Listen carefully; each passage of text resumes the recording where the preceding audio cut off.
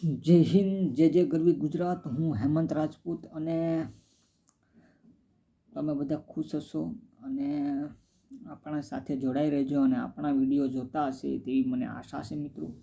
અને એક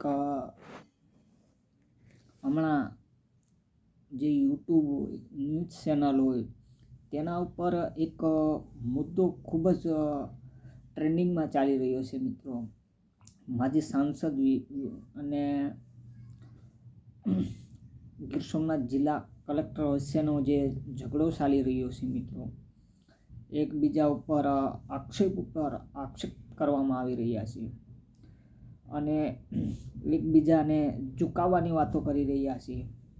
અને આ બધી ઘટના વિશે છે તે લોકો છે તે ખૂબ જ હેરાન થઈ રહ્યા છે, પરેશાન થઈ રહ્યા છે અને બીજા ઉપર ખૂબ જ મોટા ગંભીરતાના જે આક્ષેપો લગાડવામાં આવે છે. અધિકારીને ક્યારેક ભ્રષ્ટાચારી પણ કહેવામાં આવે છે, ક્યારેક અધિકારી દ્વારા પણ કહેવામાં આવે છે કે ગેરકાયદેસર કેટલાક બધા દબાણ છે તે માજી સાંસદ દ્વારા તે દબાવવામાં આવ્યા છે મિત્રો. ઘણા બધા વિષય ઉપર આપણે ચર્ચા કરવા જઈ રહ્યા છે મિત્રો. અને ટૂંક સમયની અંદર આ વિવાદ ખૂબ જ વધી રહ્યો છે અને જ્યાં જો ત્યાં યુટ્યુબની અંદર જો તમે કે ન્યૂઝ ચેનલની અંદર જો બધાએ તે જે કથિત જે ભાષણ જે પ્રયોગ છે તે બોલવામાં આવી રહ્યા છે મિત્રો, તે બધાએ આપણે જોયું જશે વિડીયોની અંદર.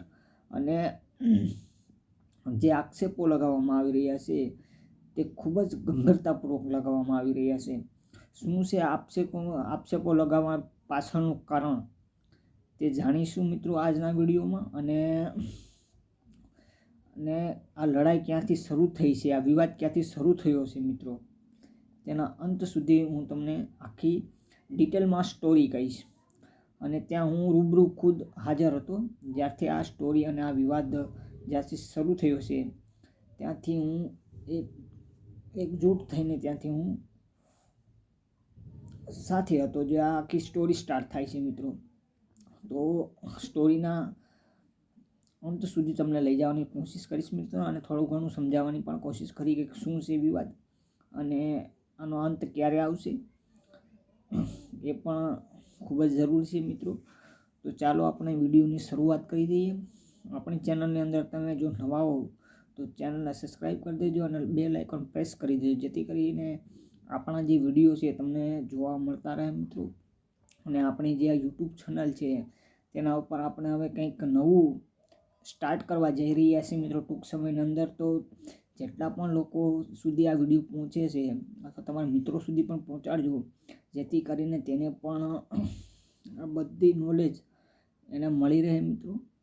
તો ચાલો આખું ઘટના છે શું થઈ હતી તે સમજાવું. કોડીનારની અંદર ગોંધરા ચોક ખાતે એક સભાનું કોંગ્રેસ સમિતિ દ્વારા આયોજન કરવામાં આવે છે અને ખુદ ત્યાં ઝંડા લગાવવા બાબતે ત્યાં એક વિવાદ છેડાઈ જાય છે. અને એ વિવાદ એવો છેડાય છે કે જે અત્યારે માજી સાંસદ અને જે જિલ્લા કલેક્ટર દિગ્વિજયસિંહ છે તે આમને સામને આવી ગયા છે મિત્રો. અને આ બે આખી ઘટના કઈ રીતે શું થયું તેની આખી ચર્ચા કરીશ. તો આ કોંગ્રેસ સમિતિ દ્વારા જે આયોજન કરવામાં આવ્યું હતું ત્યાં એક નાની અમથી જે ચૂંટણી સમય પ્રચાર નગરપાલિકાનો જ્યારે પ્રસાર હાલતો હતો ત્યારે ભારતીય જનતા પાર્ટીના ઝંડા અથવા કોંગ્રેસના જે બેનર જે પોસ્ટર લગાડવા બાબતે વિવાદ થયો હતો.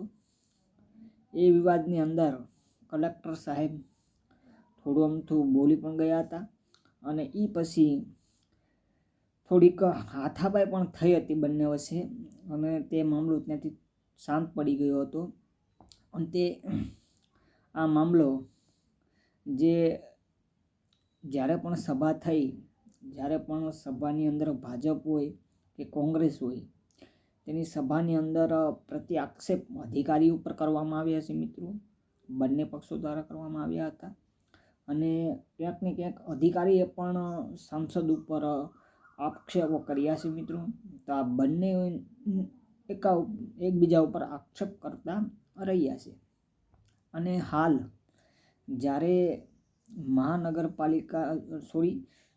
કોડીનારની નગરપાલિકાની ચૂંટણીનું જ્યારે રિઝલ્ટ આવ્યું અને રિઝલ્ટ પરથી જે વિજય રેલી જે ભાજપ દ્વારા કાઢવામાં આવી હતી એ પછી ત્યાંના જે મંચ ઉપરથી એકબીજા ઉપર આક્ષેપો કર્યા અને જે આક્ષેપોમાં એવું લખ્યું હતું કે અધિકારી ખૂબ જ મોટા પૈસા લીધા છે, ભ્રષ્ટાચાર કર્યો છે. જેવા કે વેરાવળની અંદર જે ફૂટપાથ બની રહ્યો છે મિત્રો, એના જે કામમાં લેટ થયું હતું તો પણ તેને પૈસા કોન્ટ્રાક્ટર પાસેથી 1 કરોડ રૂપિયાનો દંડ વસૂલાવ્યો હતો.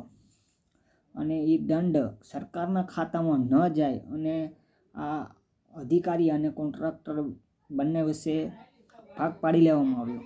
એવા આક્ષેપો ભૂતપૂર્વ સાંસદ દ્વારા કરવામાં આવી રહ્યા છે. અને જે ઉનાનું તેલકાંડ, જે આપણે બધાને ખબર જ છે, તેલકાંડ થયું છે, ખૂબ જ મુદ્દો ચર્ચામાં પણ હતો. એ પણ સાંસદની લિસ્ટમાં, જે પેપરની લિસ્ટમાં જે હતો કે ભાઈ કલેક્ટર સાહેબ દ્વારા જે 25 લાખ રૂપિયાનું તોડપાણી કરવામાં આવ્યું હતું મિત્રો. હવે થયું કે નહીં એ કંઈ ખબર નહીં. અને એવા પણ આક્ષેપો લગાવવામાં આવ્યા છે કે સાંધી સિમેન્ટ કંપની છે, જે જમીન હતી સરકારી, તેને કલેક્ટર દ્વારા આપી દેવામાં આવી છે. આવા બધા પ્રત્યે આરોપી લગાવવામાં આવી રહ્યા છે એકબીજા ઉપર. અને ગઈકાલની ઘટના એક એવી બને છે મિત્રો કે જ્યાં વિઠ્ઠલપુર ગામની અંદર તેમની એક ખીણ ચાલતી હતી જે પથ્થર કાઢવાની, અને ત્યાં ખાણ ખનિજ વિભાગ દ્વારા એક કલેક્ટર સાહેબની દેખરેખમાં આના ઉપર ચેકિંગ બેઠાડવામાં આવે છે અને ખીણને ગેરકાયદેસર ઠેરાવી અને તેને કદાચ લગભગ 68 લાખ જેવો દંડ કરવામાં આવે છે. અને હાલ આ મામલો ખૂબ જ ગરમાઈ રહ્યો છે મિત્રો. હવે આગળ જોવાનું રહ્યું છે કે આ ઘટના પાછળ શું થશે અને આ ઘટના પાછળનું શું નિષ્કર્ષ આવશે તે તો હવે સમય જ બતાવશે મિત્રો.